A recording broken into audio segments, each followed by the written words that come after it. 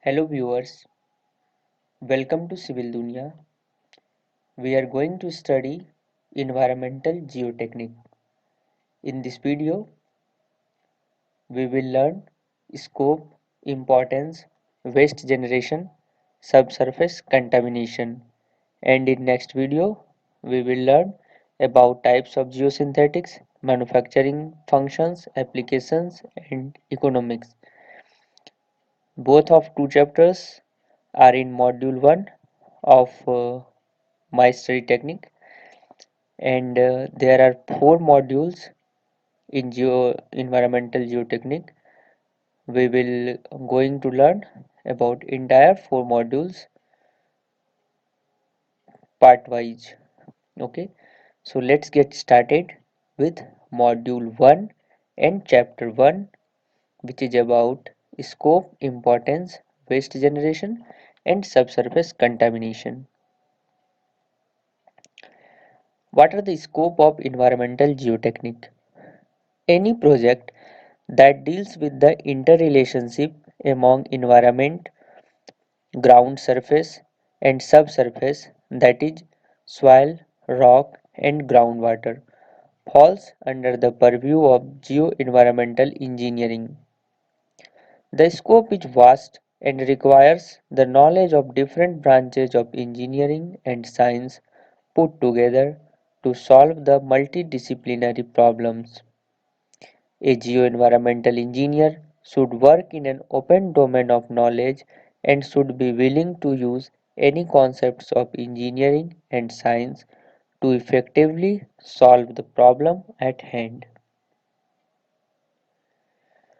For example, an underground pipe leakage may not be due to the faulty construction of the pipe, but caused due to the highly corrosive soil surrounding it.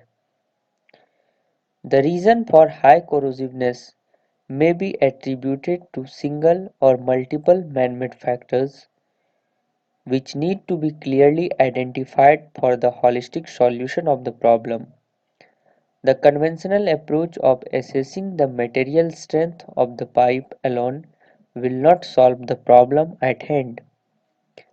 The realization of such projects require the contribution of environmentalists, remote sensing experts, decision makers, common public during its planning stage, hydrologists, geotechnical engineers for its execution stage, and several experts for management and monitoring of the project. A geoenvironmental engineer has a great role to play for deciding the scheme of such remediation practice. A lot of concepts from soil physics, soil chemistry, and soil biology, multi-phase flow, material science, and mathematical modeling need to be taken for planning and execution of an efficient remediation strategy. Here are the importance of soil physics, soil chemistry, hydrogeology, and biological process. Okay. Soil physics is the study of the physical properties and physical process occurring in soil and its relation to agriculture, engineering, and environment. It deals with physical, physico-chemical, and physico-biological relationship among solid, liquid, and gaseous phase of soil as they are affected by temperature, pressure, and other forms of energy. The concepts of soil physics is used for determining the transport of water, solute and heat, that is matter and energy, through porous media, which is important to solve the problems related to subsurface hydrology, groundwater pollution, water retention, characteristics of soil, improving crop production, rainfall induced landslides, etc. The important soil physical properties include soil texture, which deals with the particle gradation, soil water, which include mechanisms such as retention, infiltration, runoff, permeation, evaporation, transpiration, irrigation scheduling, etc. Soil irrigation to take into account exchange of gases such as oxygen and carbon dioxide by plant roots and microorganisms present in the soil. While, while defining these physical properties of soil, it is very important to consider representative elementary volume, that is REV, which is required to describe or lump the physical properties at a geometrical point. REV therefore describes mean property of the volume under consideration. Now we will learn about soil chemistry. Soil chemistry is the study of chemical characteristics of the soil and is one of the important information required for many of the geo-environmental problems. The emergence of discipline soil chemistry began when J.T. Way, who is known as the father of soil chemistry, realized that soil could retain cations such as NH4 plus, potassium plus in exchange for equivalent amounts of calcium plus 2. This means that soils act as an ion exchangers. This aspect is vital for using soil in waste management application.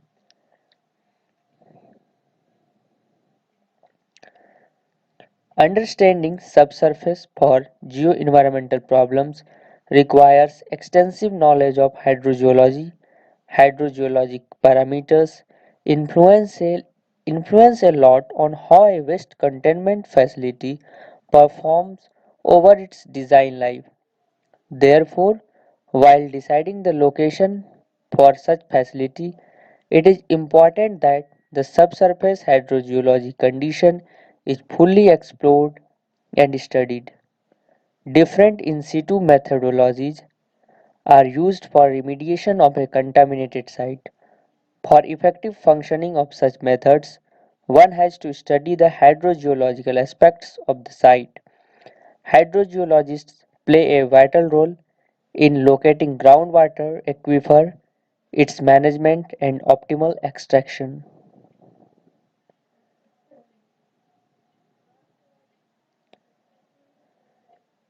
Sources and type of ground contamination. Okay, solid, liquid, and gaseous waste forms contaminates subsurface and groundwater due to indiscriminate disposal. Solid wastes come from municipal, domestic, and industrial sources. Municipal wastes amount to around 50% of the total waste produced. Household, hospital, agricultural waste forms part of uh, municipal waste.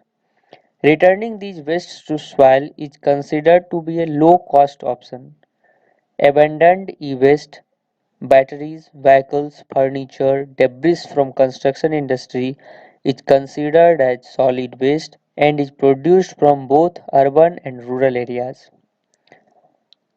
Large scale industrial development produces huge quantities of hazardous waste and the sources are iron and steel industries, packaging factories, paints, dyes, chemicals, glass factories, fertilizer and pesticides industries, mine excavation waste, etc.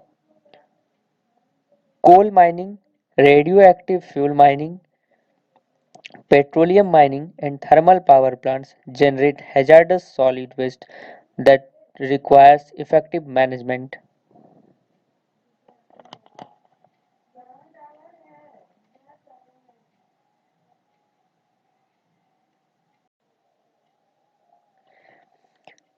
The main source and type of hazardous liquid waste include industrial wastewater contained in surface impoundments, lagoons or pits. It is also produced from municipal solid refuse and sludge that are disposed on land. If not handled properly, sewage becomes an important source of liquid waste that has undesirable effect on environment. Petroleum exploration leaves waste brine solution which needs to be managed to prevent groundwater pollution.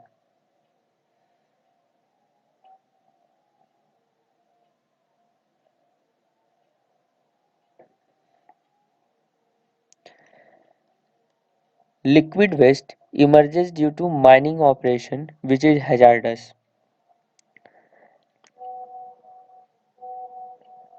A typical example is acid mine drainage from dumped mine wastes.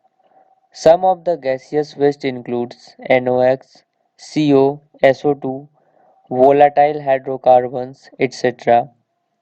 Chemical reaction may take place in air producing secondary pollutants.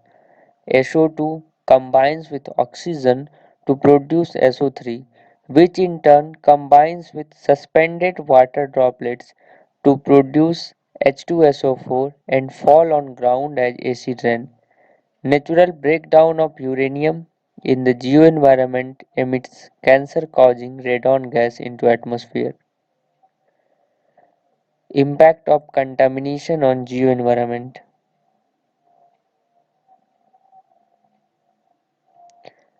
In most of the cases, wastes are disposed of indiscriminately in low-lying areas without taking adequate engineering measures to effectively contain it. This results in a highly unhygienic and unhealthy environment leading to breeding of pests, mosquitoes and several harmful microorganisms. Many of the emerging disease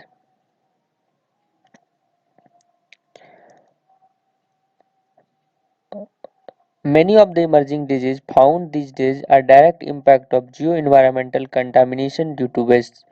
During precipitation or groundwater coming in contact with these wastes generates contaminated water called leachate that can travel far field and pollute the surface and groundwater resources.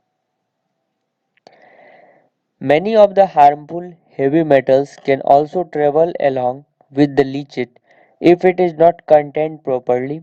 Some of the solid waste such as excavation and mining waste, fly ash, wet and dry from thermal power plants requires large area of land for its storage as waste.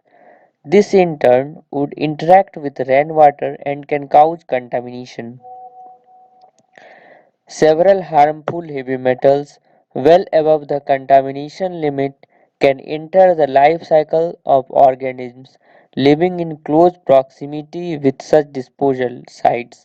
One of the complexities of contamination impact is its long-term effects without a chance of realization.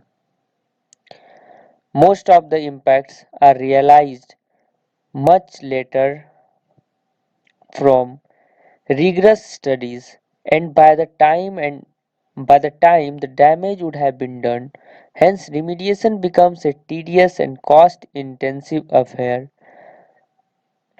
This makes geoenvironmental engineering a challenging and much needed subject. There is a need to focus on research that would help to predict and minimize the long term impact of indiscriminate and mismanaged waste contamination. Let's tune in with Shivil Dunya for next videos and for more civil engineering related videos. Thanks for watching.